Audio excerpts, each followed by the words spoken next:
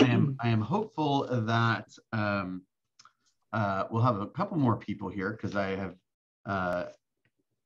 Donna. Donna would like to share some, or Donna would like to share. I would like Donna to share, whatever you want to call it, some stuff around her Bold experience. Good morning, Antoine. How are you? And I would also like to share some information about my favorite book, the MREA, the Millionaire Real Estate Agent. Hopefully while we're waiting for a couple more people to come on, is there any concepts from the Millionaire Real Estate Agent that you guys would like to spend any particular time on? I'm going back and forth between one of two ideas today. We might have time for both, but I wanted to make sure we addressed anything that you guys are, as you're reading or rereading the book, right? What are you hearing? What are you learning? What are you questioning? I want to be able to recognize that stuff too. Has anyone finished it, currently reading it, love it, don't love it? Donna, great. You're only like 6 steps away from the MREA at all times. Great. I read it. Several copies. Go ahead, Ryan. I said I read it, but that's the first thing I did like when I started. So I remember reading it thinking, I'm gonna have to read this again because a lot of this makes no sense yet, or it was about developing a team or, all these other things that you had to understand later. So I can understand why people read it multiple times. Yeah. Actually, you bring up an interesting point. I want to just touch on this really, really fast, which is, and we've had a number of conversations around this, which is the whole team idea, which is all a team is one person that went out and created so much business that they couldn't handle it alone and maintain the quality of life they were seeking and maintain the level of service that they wanted to maintain for their business standards. And so they simply had to go get help to service all the opportunities that they earned, right? And, I was speaking with somebody yesterday we're basically trying to figure out how many leads, or how many sales they needed in order to hit some pretty substantial financial goals. And we just laid it out and we looked at it and they said, oh my gosh, I didn't realize how easy this could be, right? And somebody else could have sat there and said, well, I didn't realize how hard this could be. It's not necessarily hard. It might be hard for you based on your calendar today, but that doesn't mean you can't bring talented people into your world to help achieve those goals, right? So you're right, Ryan. As a first-time brand new agent, this may as well be written in a different language. I get that. However, this is a business book, right? The models that we talked about in this book very simply are the economic model, which is how do we go from our financial goals or our time goals to something that is trackable, like I need to go on X number of appointments per week or per month or per year.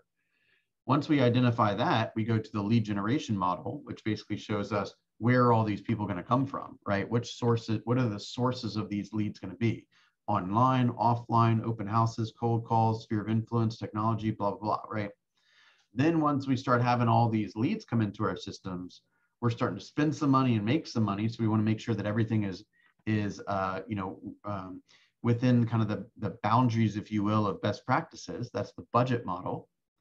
And then meanwhile, you got a lot of stuff going on and you changing hats all day long, right? I go from the buyer's agent to the listing agent, to the sign installer, to the bookkeeper, et cetera. That's the organizational model. So what are some best practices for hiring and the order of hiring and what to look for and how to compensate and all of those kind of things. So it really takes you from the very beginning of, I think I'd like to make $200,000 to, look, I have a org chart of the team that's in place for me to get there. Does that make sense? I know it can be a little like daunting when you're like, oh my gosh, I'm supposed to go on 50 appointments this month. I don't even have an active client, right?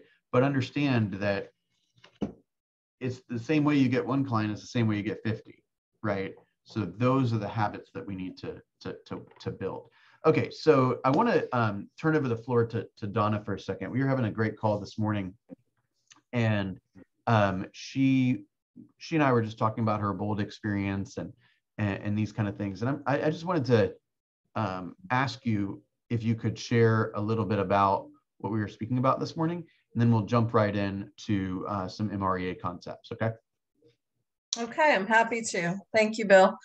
Thank you. So I've been with Keller Williams just a little over 2 years, and I missed Bold when I first started. And it probably wasn't maybe a good time because I was doing Ignite that fall. And so after that, we had COVID, and I did Bold virtually 3 times. Bold Pivot twice, and then Bold Local once. So this was my first experience doing Bold in person. And it was 7 weeks up in Cumming. And Tammy was our Bold coach. She's a MAPS coach, and she is amazing. I mean, she's one of the people who was in the facilitating some of the virtual Bolds that I participated in. But she's just amazing, just like this wealth of knowledge, and just a great coach. And it's a good experience because it's just Bill and I were talking about it. It's really like conditioning. You're hearing a lot of the same things each time you participate in Bold, and it's a lot of the same information that Bill shares with us, but you're at a different place each time that you hear it. And something new always resonates based on your experiences and the knowledge that you've gained up to that point. Not only does it reinforce everything that we learn on a regular basis through productivity coaching and the other classes that the Market Center offers, the trainings that they offer, but you build relationships through Bold. Not only Bold in person, like the Bold I attended this time, but even the virtual Bolds, you build relationships because you have teams and you reach out to other people around the country. It's a great way to find referral partners. I know I've had relationships with some agents around the country that started through Bold. So this time, though, being in person, it was just a really valuable experience. I got to know Sissy, our new assistant team lead, a lot better because she was on my Bold team. I met some agents at the other market centers that are a part of our GLG. And I can't wait to do it again in the spring. And I think that was the sentiment at our table. We were all excited after graduating on Wednesday. We can't wait to do it again in the spring. And I can't wait to bring my son with me in the spring. It's definitely something that we're going to budget for because I think it's a great experience. And again, I think our group offers Bold twice a year, in the spring and in the fall. And it's something that I just recommend doing whenever you can, because it just reinforces everything that we hear on a weekly basis through our trainings and through PC. And, there's always something new based on the market of the moment. And I just think it's really valuable information. And again, it's all about building relationships too. It's just a great experience. And I'm looking forward to taking Tammy's online program, Never Ending Referrals, which is really affordable. And I'm going to take advantage of that opportunity as well, because I think coaching is valuable. I love that.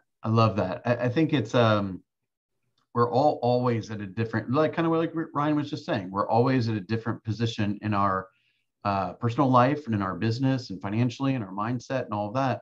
And so going to Bold now versus going to Bold in 6 months, you're a totally different person. You got totally different looking business. You got different problems. You got different successes. You got different things, priorities. And sometimes you need to hear a similar message. I was trying to count the other day. I think this was either my 14th or 15th Bold. And I think only one of them I had the same teacher. So I heard the similar message 15 times.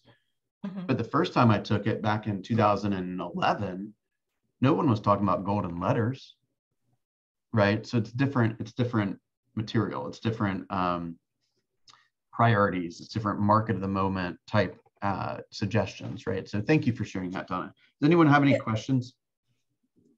And I just want to, one more thing. I just want to say it's an investment in your business. I know, it can seem like maybe it's a little expensive. $800 is a lot of money, but it's, you're investing in yourself. And that's really part of what our culture is self-mastery and being learning based. And I just think it's well worth the investment. And there's such an opportunity to grow and to grow your business. And I think it'll come back to you. Yeah, very much agree. And Bill, I know where you're going. You're going to talk about the give back when there's closings before a certain date in January. Oh, you know what? I actually was going to forget to say that. So I'll just post, I'll say it here briefly, but I'll post it in the bold room, which is, remember the first 2 closings that went pending between the first day of bold or will go pending between the first day of bold and I think they said January 13th or 12th, maybe. The Market Center will reimburse you for $200 on the first one, $200 on the second one, and then Candace and I will reimburse you for $200 on the third one and $200 on the fourth one. Okay, but it's up to you to keep track of it. That's awesome. Okay? All right, beautiful. Thank you for sharing, Donna. Thank you. Oh, and by the way, you suggested something which I want to pick at your words for 1 second, which is you said when you do this, when you do bold online and all these kind of things, you get to meet other people. You got to meet other people because you decided you were going to meet other people. But if you mail it in and you don't engage and you don't give it a little extra effort like you did, you won't get anything. Mm-hmm. You see what I'm saying? So whenever we go into if you were to go to family reunion or you to go to bold or whatever, like you got to get intentional about how you behave in the bold room. Just like you get intentional about the way you behave in this room. Make sense? Yeah. So I know what you said and it came out the way it came out because that's your nature, right? Because you're going to go be intentional every room you enter into. But you got to make sure that you approach it with that attitude or you're not going to get anything. So good job. You didn't think you thought I was going to be a little meaner, huh?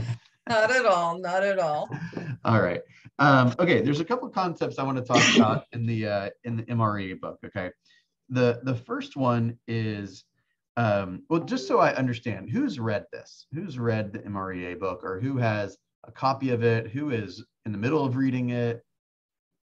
I'm still in the middle of reading it. Okay. I don't want to call It's a tough read. The first time you read it, it's a tough read. You have to go back again. I agree. Jenny and Melissa, Tracy, have you read it before? I've listened to it and I'm in the middle of actually reading it. Okay. What's been your biggest aha, if you don't mind me asking?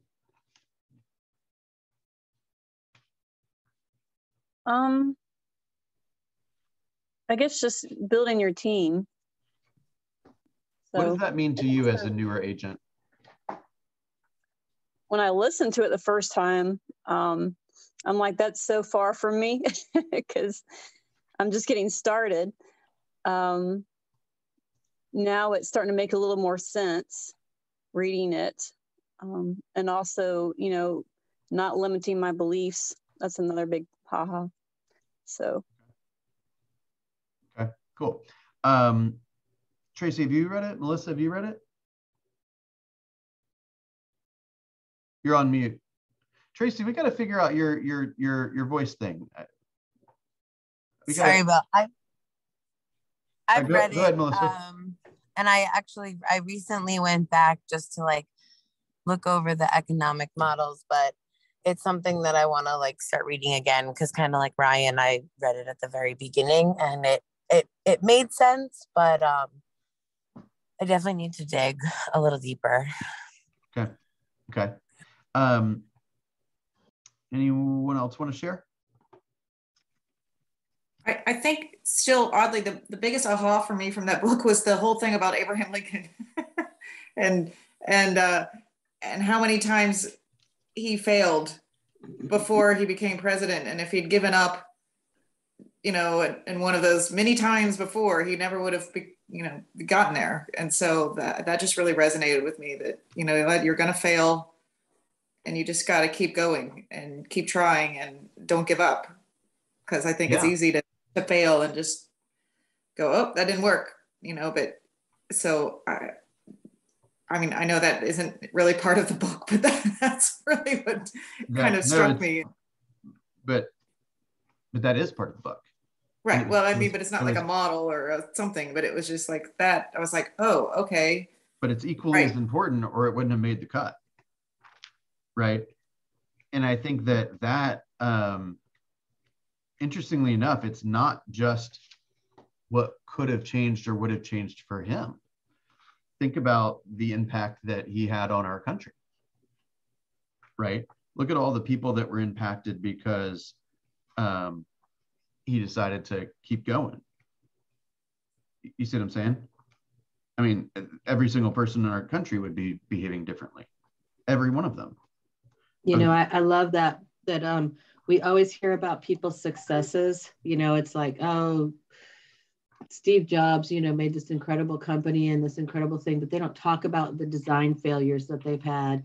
And for instance, I remember reading that Steven Spielberg was told in his college class that he should be in a different field because he'd never make a filmmaker. So many people have overcome other people's judgments and then their own just trying and failing. And we only hear the good, but I think sometimes to hear the struggles that people have had along the way are easier to identify with and can keep us motivated. That we are just one step away from that thing that is going to change our lives forever. And the only thing we have to do is just keep putting one foot in front of the other and giving it everything that we have.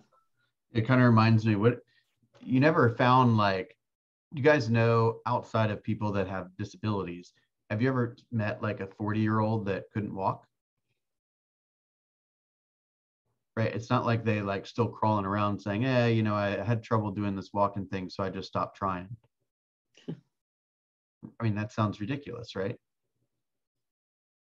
How many things in your life have you given up on because you failed a couple of times, or you struggled a couple of times, or you didn't enjoy it or something, right? And I think an important part of that is that children don't have the life experience to say, well, what if? They just go, I want this, and then they do it, right?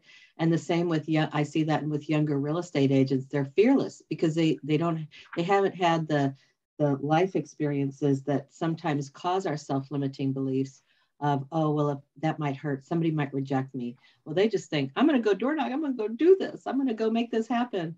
And I think if sometimes we can get back to that, who cares? If we want it, we can do it. If we can get back to that childlike or young person-like state of mind, we free ourselves up from so much energy wasted on thinking about the what ifs.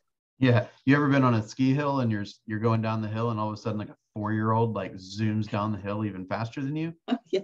And you're like, what is going on here?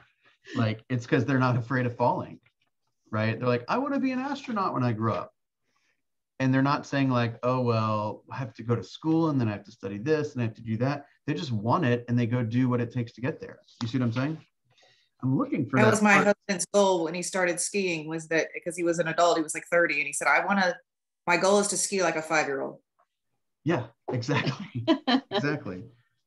I remember you being a skier, Ryan. So I figured you would say something about that. Okay. I finally found the Abraham Lincoln part in the book.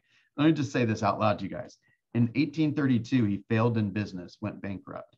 1832, he was defeated for the legislature. 1834, he failed in business again, went bankrupt. Okay. We're talking about like every once in a while we fail at like one FSBO call and we act like the whole world is falling apart. This guy built a business and then it failed, right? Money, time, etc. In 1835, his fiance died.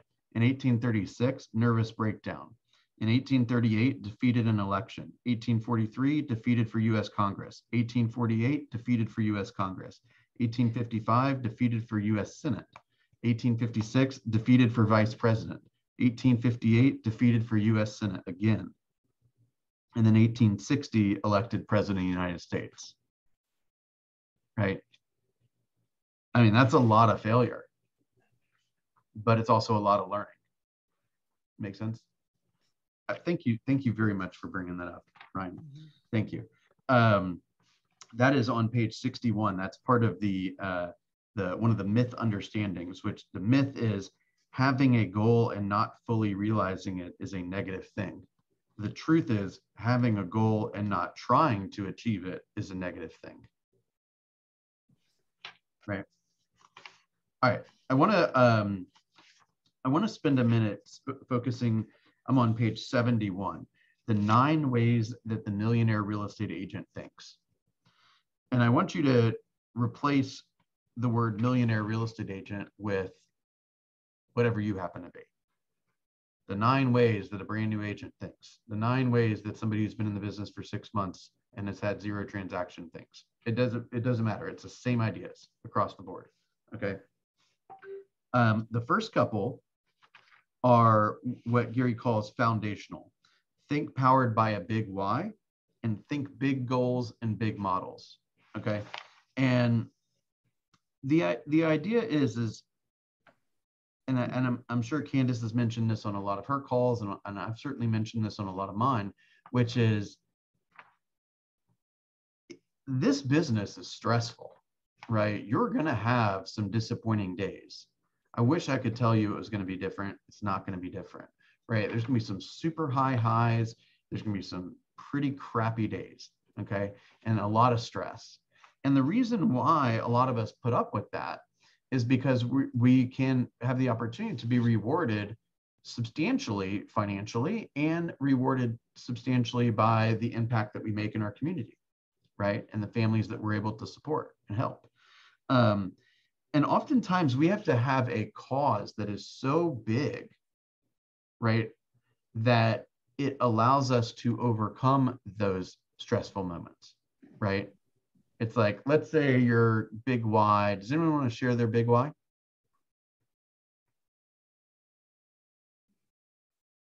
I'll share mine. Thank you. Go ahead.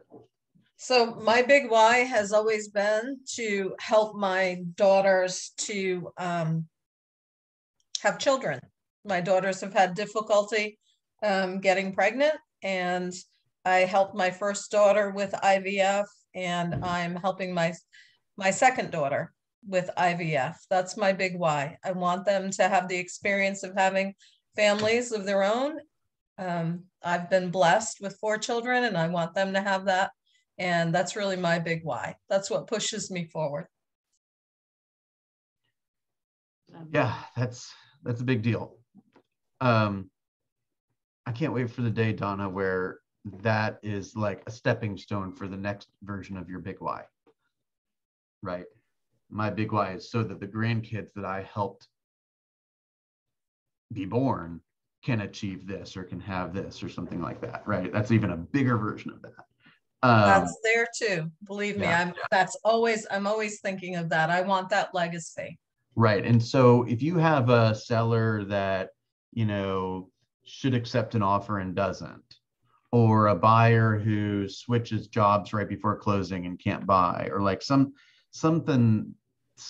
happens in the middle of a transaction, or the rate on is high and that kills the deal or something, like maybe you get frustrated for a bit, but then you say, hey, the purpose of this business, the reason why I'm even got myself involved in that transaction is because I'm looking to create something bigger, right? And I have a higher purpose. And that's the reason why this business is even alive in the first place. That gets you right back on the telephone or right back to your client working to find the next property or something, right? We have to have that, right? If you don't and I'll be pretty candid with you guys. Like, we have a number of people in our group and even in the office and out of the office. I'm trying to think of the best way I want to say this where it offends the least number of people, but a lot of people don't really need the money, right? Maybe they have a spouse that makes a lot of money, or they're independently wealthy, or whatever it may be. So it's not always money. Actually, it's not oftentimes money, right? And because they have a good life, meaning not a great life, but a good life, like things are okay, like, you know, they don't mind spending $5 on a cup of coffee. Gas is $4 or $4.50 or $6 a gallon, doesn't make a difference. They're fine, right? That sometimes can be the worst enemy, because then they don't go talk to enough people to go build something that could have a huge impact on others, right? And so I challenge those people to come up with something that is beyond money, right? Or maybe even like start to really do some soul searching and some pondering on what could I go create? What could I offer to the world that that I feel so passionate about that I'm willing to deal with whatever I have to deal with to build this business. Does that make sense? Right? You can't put a dollar sign on a grandkid, right? It's deep. I mean, I've heard you say that 50 times and I get goosebumps every time you say it. I told you that the first day that we started productivity coaching, and it's still my big why. I remember everything about that conversation. Yep. So the big why's got to be there first. Okay. The second thing. And Bill, I would like to say, and some of the ways to connect with your big why on a daily basis is, and Tammy touched on this, but I've been saying this for a while, write your why down, but words are not as powerful as visual. So have a vision board. If you're, you know, for Donna, the photos of her daughters can be on her vision board to remind her, and have that, Tammy in bold for those of you who, oh, there it is. Thank you, Donna. There they are. Thank you. That we tie more closely to, oh, there they are. That's fantastic. Yes, that's exactly what I'm talking about. We get more emotionally tied to a photo or a picture than we do to words for most of us. And Tammy touched on this, that she said she had a vision board and she had it right behind, she had it propped up on her desk and her computer went right in front of it, but it was big. And she said at the end of the year, she was reviewing with her husband and she had accomplished everything on the vision board, but what was hidden behind the lid of her computer. That's how powerful it is. Wow, I must not have been in the room at that moment. That is wow. Yeah, so I heard that too. Her computer lid was blocking a certain portion of her vision board, and that's the portion she didn't achieve, but the rest of it she did. And she said it was goals like I couldn't imagine. So anyway, get your vision board done if you haven't gotten one, and make it mean something to you. Make it photos of people you love and what your why is. Wow. Yeah, I'm going to be thinking about that all day. Okay, so the next foundational step, guys, is, and we could really create, this can kind of be somewhat of an overview, but we could go into a pretty significant amount of time on each of these. But the next one is thinking big goals and big models, right? So somebody says, for example, so somebody might say, well, how am I going to sell 50 homes in a year? Or I've never made 300 grand a year. No one in my family has ever made 300 grand a year. How is that going to happen? Guys, we got people at the office doing that, right? They're using generally the same models that we're taught, right? They're not any smarter than us. They're just using the models and they're thinking like big, right? We got people that are making 100 grand a month here, right? Who happened to teach a class on lead generation yesterday, gave out a book that is like 50 pages thick. It's in my bag over there. And there were 3 people in the room. That blows my mind, honestly. I don't know why every single one of us weren't in that range. Does that make sense? Good job, Tracy. Right? She knows that when a top producer shares, she wants to be in the room. That's thinking big, right? So big goals and big models. It's not that it's impossible. It's just maybe you haven't tried it yet. So what can you learn from those who have tried it? What can you learn from those that are en route? Does that make sense? If you, there's a chart here. I don't know if you can see this very good, but on the bottom, it says time. And on the upper left corner, it says production. So what it's basically doing is it's connecting the production to habits, right? So if you want to think about it like this, if you wanted to be like just a normal person from a, let's say from a fitness perspective, right? Then you can, kind of be happenstance around your fitness habits, right? But if you want a six pack, then you got to change your habits a little bit, right? You're gonna have to change your exercise. You're gonna have to change your water intake. You're gonna have to change the amount of time you spend in the gym and these kind of things, right? So you get a little bit higher level as Ryan takes a sip of water, right?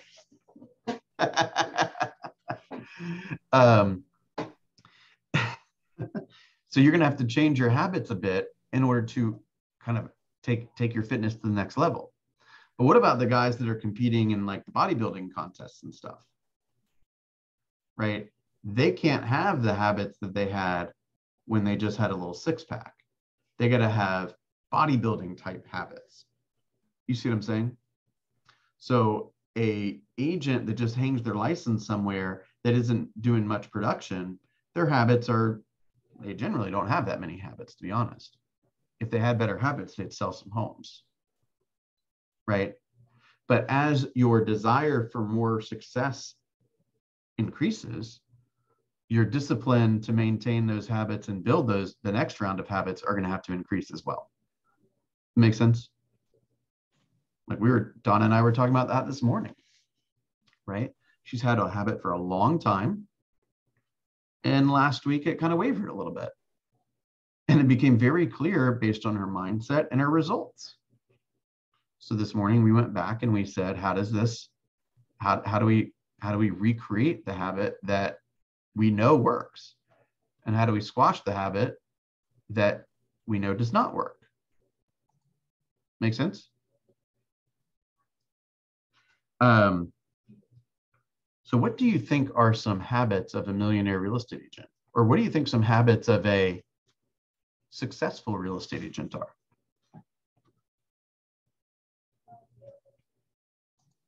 Consistency. What does consistency mean, Candace? Lead gen at a certain time every day. We'll talk about this next week, but yeah, lead generation consistently at a certain time every day, utilizing systems. I was going to say following a schedule. Yep. Anyone else want to share something? I would say plugging in to the network, like you mentioned earlier, staying plugged in, showing up. Plugged into what network? Available to receive. Oh, plugged in, like you said, the classes that are offered, any other big agents that are in the office that are offering knowledge, staying plugged in to those sources. Right.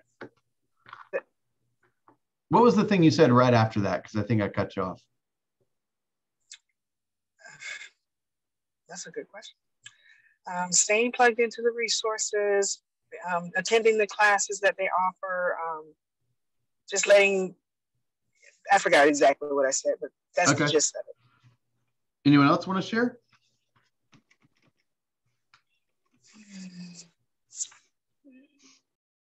Focusing on the big rocks, the most important things that will lead to results. I would say what are those big things? Or what are the big rocks in your opinion, Donna?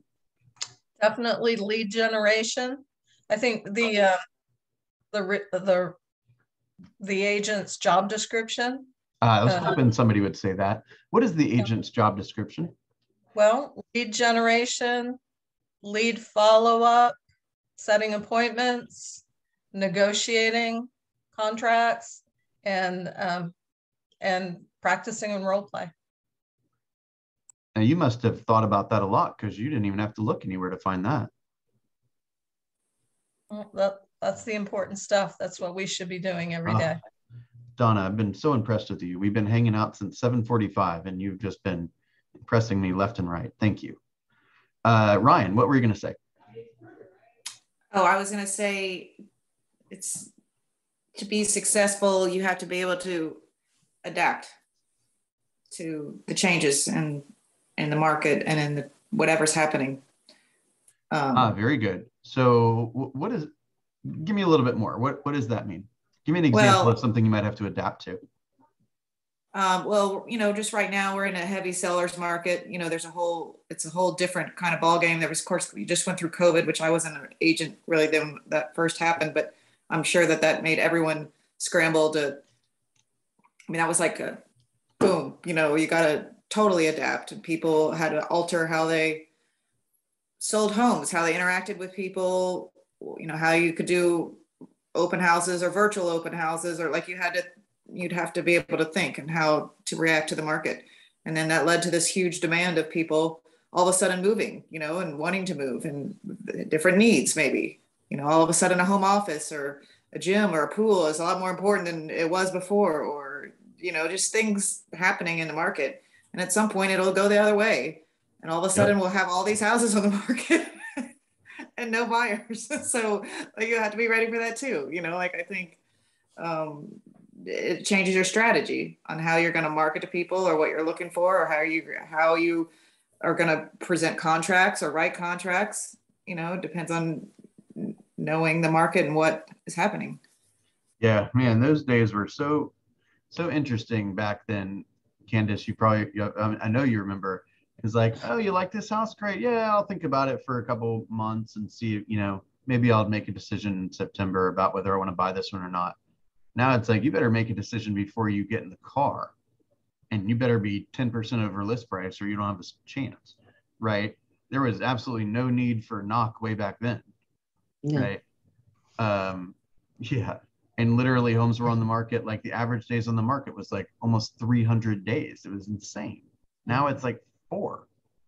I love that. Now, in order to react to the market and adjust to the market, you got to know what the market is, right? So you got to go out there and be looking at the active inventory in the markets that you want to get familiar with, right? You need to be listening to the news and the Atlanta Business Chronicle, and you got to understand what communities are being built and what businesses are moving to town and what businesses are moving away from town.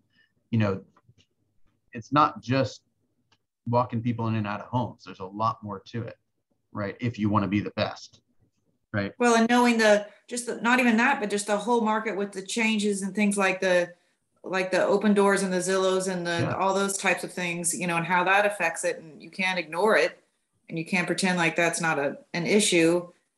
It's like the taxi cab drivers that thought Uber wasn't a threat, or that thought Amazon wasn't a threat, like things like that. Like you got to still have a strategy there, or at least be, acknowledge that could change the industry in some way, like there's. I don't know if you guys know this, but if you take a rental listing now, you're working with the landlord, you represent the landlord to help them find a tenant. You stick that home in FMLS and MLS, it's not going to Zillow. Zillow killed that feed somehow.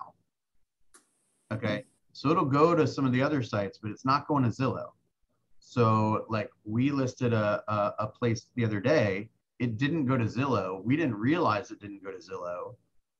Okay. Because it always has. Zillow changed the way that works. So the owner basically puts it on the system, and then it's much harder for the realtor to get the leads now. Surprise, surprise. You think Zillow's your friend? You're wrong. Okay. They're making these little tweaks day by day to screw us over and take our clients. You better build the relationships with your clients. Okay. We got fired. We got fired because we took a listing and didn't put it on Zillow. We had every intention of putting it on Zillow. We thought it happened automatically. We didn't know. That's my problem. You see what I'm saying? I paid for the photography. I paid for the person to go down there and drop the lockbox and all that stuff. You see what I'm saying? Got fired. Truthfully, we deserve to get fired. Make sense? But I know now. Okay. I want to read you a quick quote. It says, if you don't have a dream, your life will be about your problems. Your future organizes you now. It is the power of the future pull. What's that mean to you?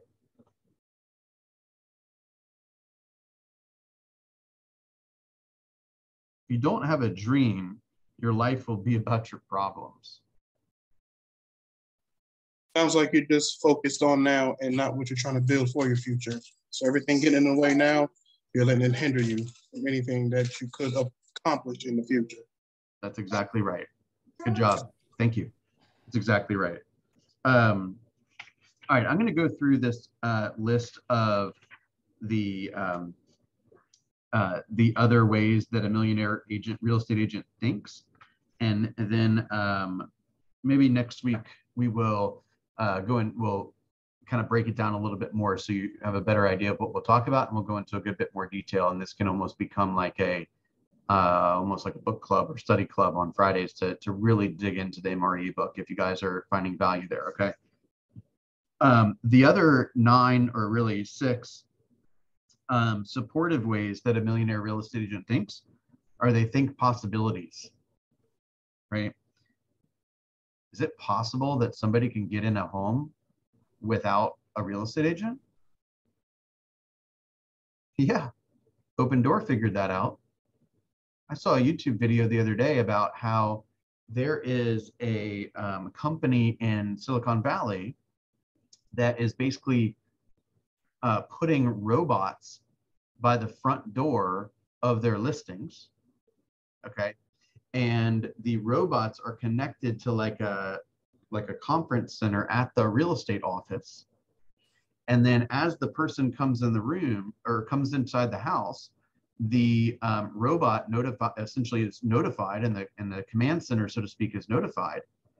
And then the person is videoed in their office, which shows up on the robot screen, you know, saying, hey, welcome to the home. You know, my name is Joe, and I'll be showing you around the home today. And as the person is speaking in their office, all of that is getting translated to the robot, and the robot is walking the person through the house, and the person's right there available to answer any questions they have. And we want 3%? Wake up.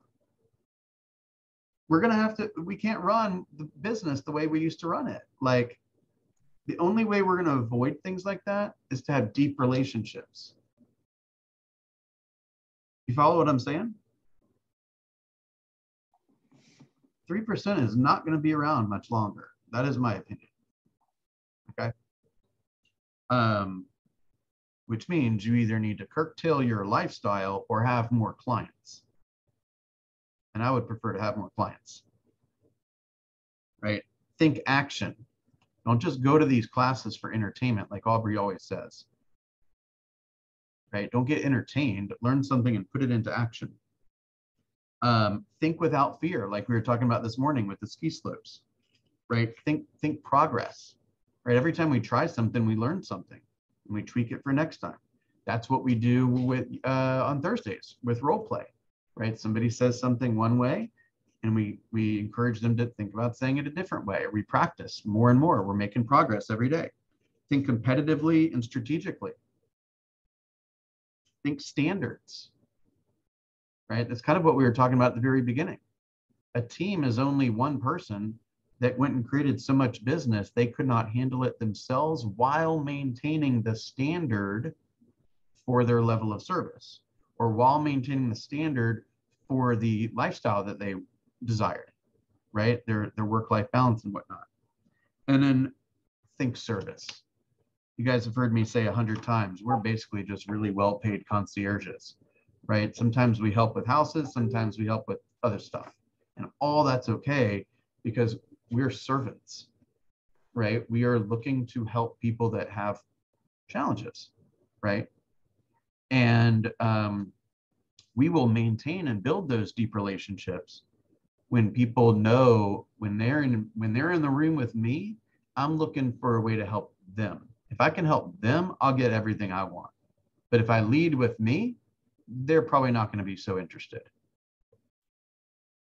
Does that make sense? Candace, any thoughts? I kind of saw your face like kind of crinkle a couple times, like I needed to shut my mouth. Anything you need to soften? I just don't want anybody to get inactive because of the fear of the real estate commission getting less. Let's just keep doing what we're doing. We're really well paid. So I just don't want you to be fearful of that. I think it's important to plan, but for those of you who are like, oh, well, you know, just keep doing what you're doing and keep learning. And, you know, there's opportunities in every market. That's the thing. I mean, our particular market created, somebody had the creative idea to start a product like Knock. Somebody had the creative idea to start you know, Keller Offers or OfferPad, some of those. So there's always opportunities in every market. And I'll tell you, my dad used to say, if you hate change, be the change, lead the change, right? So that's the mindset that we need to have around what's happening in our industry. And it's going to take a while. You know, this is a big ship, and it takes a little while to turn directions for a big ship. Yeah, I think possibilities is the world is going to change. You can either be the one that creates it, or you're going to be the one who has to react to it. If you're the one that has to react to it, you're already behind, right? So as we were talking about with Ryan earlier, is learning that market and seeing how consumers are behaving and seeing what other businesses are out there. That will help you create a unique value proposition that you can take to the market and be super successful with. Makes sense? And I think there's one more 9 ways that millionaire real estate agents think. There's one more that I think that's on here, and it's think with curiosity. So the more questions you ask, the more better able you are to understand your clients, the more able you are to understand the market. So be curious. Yeah. And actually, I was just speaking with Raven a couple minutes ago. We were on the leadership call yesterday, and you guys know we have this thing called K-Score now, right? Which is Keller Williams School of Real Estate. And basically, we're going to give away real estate school, right? No fee to join. It's all online. And we're going to host some study groups and some cram courses and these kind of things. And in the course, it's also going to include what's called KW Prep, which is, you know how we always say, oh, they only teach us about riparian rights and how many feet are in a mile and, you know, these kind of things. And they don't ever teach us how to grow a business or like how to think like a business person or any of that stuff. So part of our initiative is to teach exactly those things. And when we have that ability to teach those people, there's a better chance they'll come to KW, right?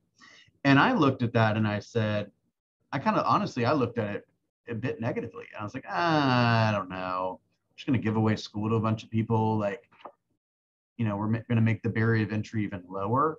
Like I kind of looked at that initially and I was like kind of pooing on it. And then I realized that our office has brought in 58 people that are currently in the program, and I am not responsible for a single one of them. And Raven says that there's about four agents that almost have them all.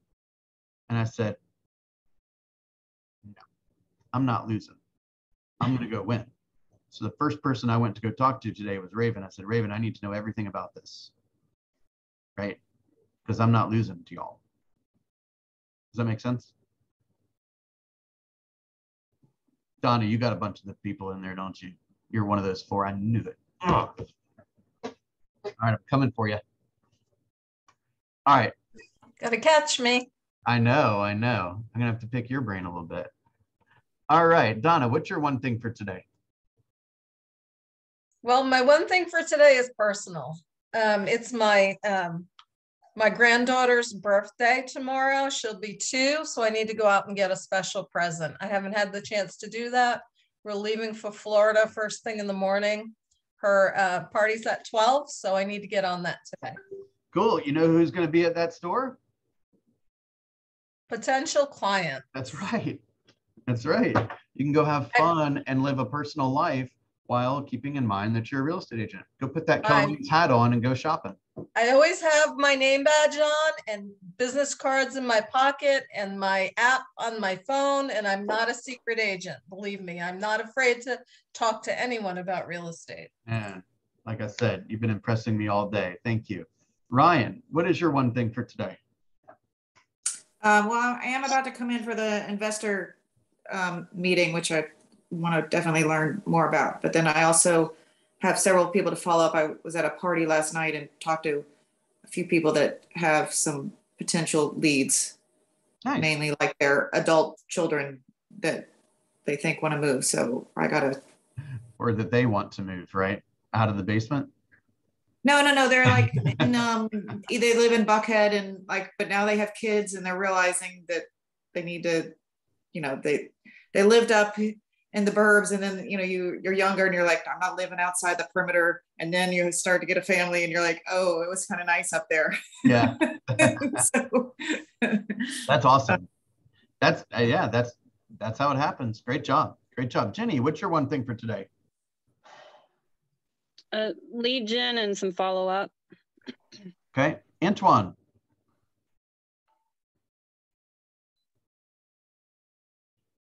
All right, we'll come back to you. Tracy. Can you hear me? Yes. Yeah. Sorry. Oh, gosh. Okay. So my one thing is I have to do this ethics class that I think starts at 10 o'clock. Yep. At North Atlanta. Don't forget that. Okay. North Atlanta. Okay. Not Roswell meeting. Okay. Lorinda, what is your one thing? Follow up and lead generation. Okay. So follow-up is different than lead generation. So don't forget the lead gen. No, there are 2 things. Yeah, 2 things. Okay, gotcha. Good. You're right. All right. And Candace. Helping someone outside of Keller Williams with their business plan. Wonderful. And Antoine. I'm back. Yeah. I'll hit unmute. I was just waiting for it to unmute. But my one thing today is to meditate, realign my chakras. All right. I think we're going to do a meditation thing one of the mornings next week. So make sure you're there so you can give us some of your wisdom as well, if you don't mind. Okay. All right, guys. Your one thing? My one thing is I'm actually spending some time with Robin today, just kind of looking at ways to work on the office and the program and all of that. So I just want to remind you guys that the leadership is constantly trying to evaluate the things that we're offering and making sure that we are positioning you guys to be the best you can be.